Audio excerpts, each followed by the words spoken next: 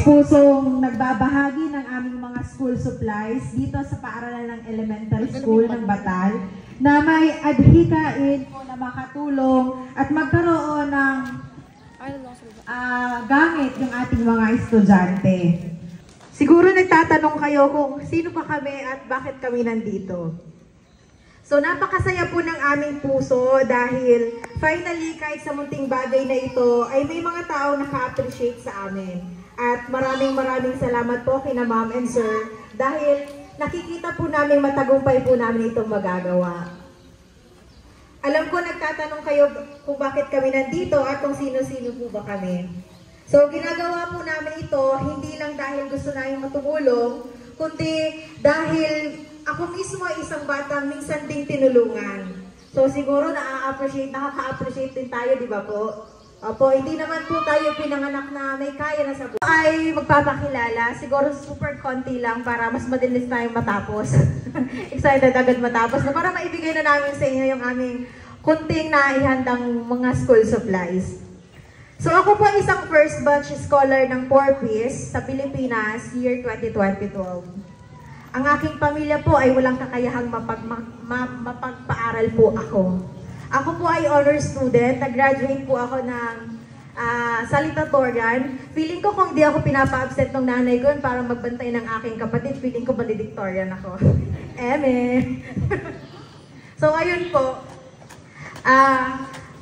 At dahil po 4Ps scholar ako, nakapagtapos po ako ng kolehiyo. Pero ang pangarap ko talaga ay abogasya. Pero dahil hindi ko naman afford, at hindi din po ako nakapag-entrance exam dahil may mga requirements yun, at hindi ko afford yung kahit 500 pesos na mga admission na hinihingi, hindi namin yun afford.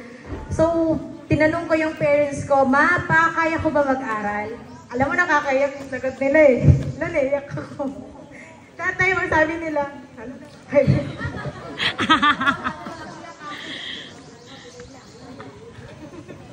Sorry. Wala. Naiyak na rin kami.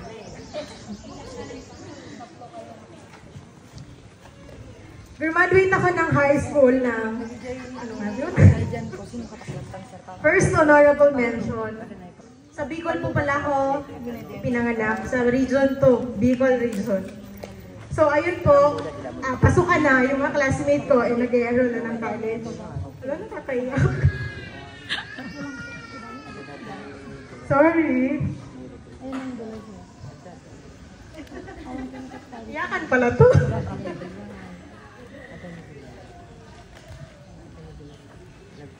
Sabi nung tatay ko, sa Bicol terms, masain ka man silya, data ka man kaya pa iskilahon, wala kitang parta. In translation po sa Tagalog, saan ka pupunta, Cecil? Parang kasi punta ako ng punta dun sa school namin, piniprepare ko yung mga requirements ko. Siyempre may mga requirements na kukunin ko, yung clearance, kailangan yan eh, yung, ang tawag doon, Form 137, taba ma ako mami. So ayun, kinukuha ko yun. Tapos meron pang letter galing sa school, sa high school, ipo-forward yun sa college. Sabi ng papa ko, wag daw ako pupunta. Ay, wag na daw ako asikaso kasi hindi naman nga kaya ako pag-aralin. Tinanggap ko na lang sa puso ko, pero iyak na lang ako ng iyak dahil gusto ko talaga mag-aral. Sabi ko kahit ano, pero gusto ko talaga mag-abogasya. Pero alam ko naman na saan naman kami kukuha ng pera para makapag-law ako, di ba? Magsasakal na yung tatay ko, may asma pa. So halos nga, kulang yung kinikita para talaga mapag-aral kami. So ang nangyari nun, hindi ako nakapag-aral muna. 2 months after pagpasukan, di ba, normally ang pasukan is June, July. And August 12, first week of August 12, may lumapit, nagpatawag yung 4Ps, kasama yung pangalan ko sa listahan na aasikasuhan nila para makahabol sa school year. Di sabi ko naman, anong school ang available? Ang sabi nila, Bicol University. Isa po yan ang Bicol University sa may pinakamagandang school sa Bicol Region.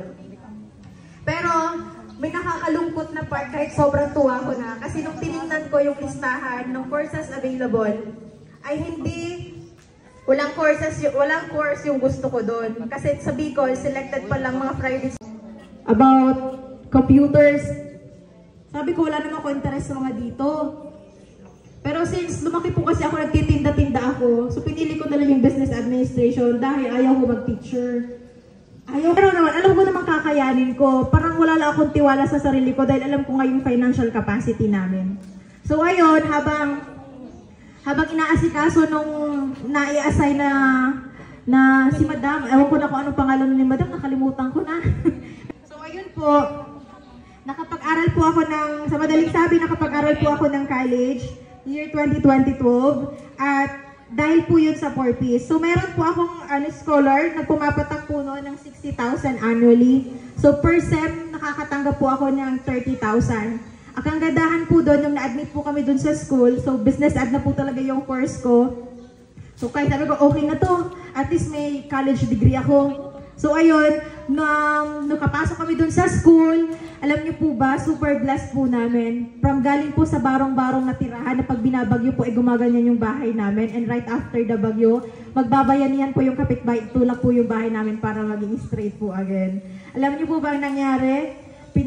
Nilagay po kami doon sa isang bahay doon sa loob ng compound ng Bicol University, naka-aircon kami.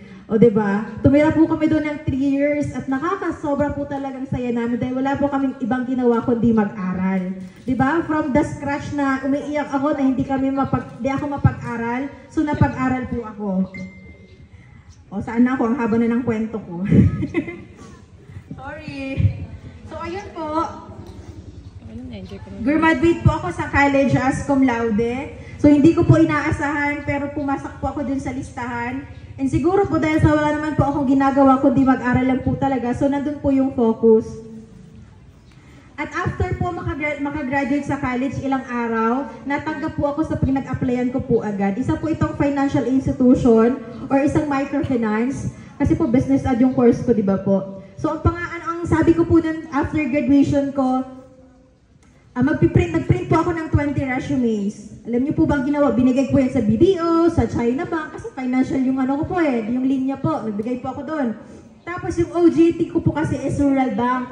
Rural Bank po doon sa Bicol, Rural Bank. Maganda po yung standing ng Rural Bank and tingin ko po is secured naman na.